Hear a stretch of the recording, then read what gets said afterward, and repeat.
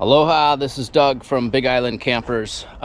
Today I'm going to do the front brake calipers and replace the front brake pads on this 2008 Ford E350.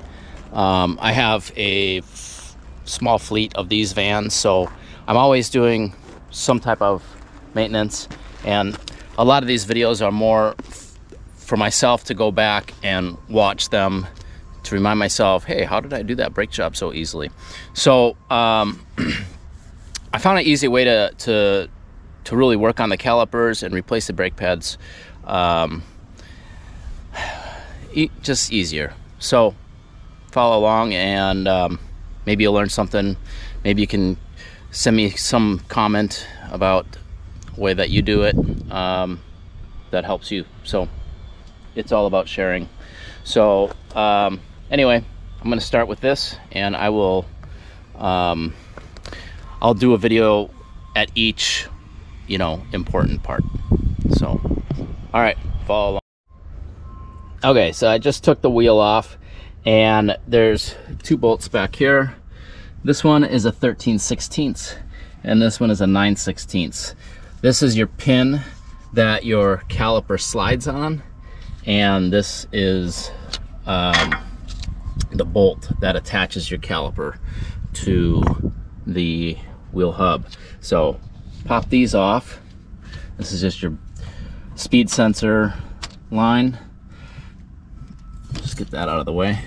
And then I took this top 13/16 bolt out, and then I'm going to take just a pry bar, stick it in here, and I'll start prying that out. But before I get too crazy with it, I'm going to put this bungee cord on here just to hold it so it doesn't come flopping down. Alright, here we are. So I'm gonna pry that open, and I took that bottom pin out, and there the whole caliper falls away. I can easily get my brake pads out. As you can see, it's getting a little thin there. And the other side, remove the bottom pin on this thing, pull that out, and we'll clean that up, grease it up. We'll clean out this hole with a little bit of brake fluid. Stick it in that hole there. There we go. Put a little rag in there, rinse that out, clean this off, and then I'm gonna take this calipers, or my little wood clamp. I'm gonna squeeze these in. Whoops.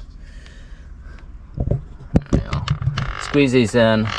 It's gonna want to push this one out, so I'm gonna put a clamp on that one, and we'll push these back in, and we'll look at the reservoir to make sure that it's not overflowing. Okay, I use this big 24-inch clamp to do the squeezing, and then this smaller clamp really just kind of holds whatever real estate I was able to take up with the big clamp, and just switch back and forth. So I'm gonna have to like push this little dust boot back around there, kind of get that in as best I can, and then I'm going to clean up these pieces. These are going to come off, and we'll put some grease on there and new clips, and then the brake pads will just sit in here, and we'll put this back up. But now I'm going to clean these pins and try to get this this seal back on here a little bit better, and just clean it up a little bit. Okay, so first off, I got these boots back in. I just sprayed them with some WD-40, and then I used this plastic tool. You don't want to use metal on this because you don't want to poke a hole in it. You don't want to you know, cut it at all. Otherwise, you got to replace it. So those are squeezed in. The boots are on. I replaced these slide pins, or whatever they are, little pieces of, they just hold the brake brake pad in. Well, I put a little grease underneath them just to keep them moving, and then this caliper now will just go in like this, and I'm gonna put the pin in down here, right here, to hold that, and then we'll and I greased up this pin. Where'd it go? Oh, I put it in already. I greased up this pin right here, and you can see it moves nice and easy. So I'm gonna put this back on there, put the bolt in, and then we'll take the top one out and grease it up. Okay, so I put the rear bolt is in here on the caliper, and I put the top of the caliper bolt in here, and now I took the top bolt out of here. I'm gonna pull this out. I'm gonna clean this off, and here's another good way you can access those boots if you had a harder time when it was the other way around. So you can see this is in here. The shoes are in there nice. So yeah, ready to put this back together. I did put a little bit of grease right on there and there,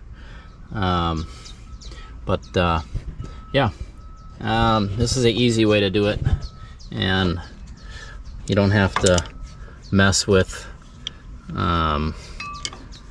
hanging onto these calipers and brake pads falling all over the place. So you can almost do it one-handed.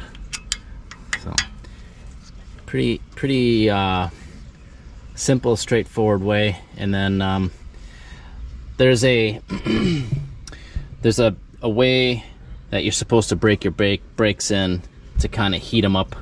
There's these are Bendix brakes, but there's some glue back here that'll help glue it on to the caliper. So make sure you follow that that procedure, and then I write down what the mileage is and what type of brakes that I've done. So anyway, Ford 2008 Ford E350. These are great vans. If you keep up with these simple things, they're great running vans. This is 170,000 miles. I have one that's got 250,000 miles, and another one that's got 107,000 miles. And it seems like actually the ones with the higher mileage actually drive a lot smoother.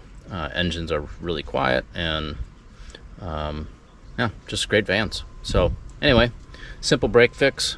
Again, this is more a video for myself. I can post it on my YouTube page, and then when I go to do brakes again, I can look it up and be like, oh, how did I do that? So anyway, hope you like it. Ciao. Aloha.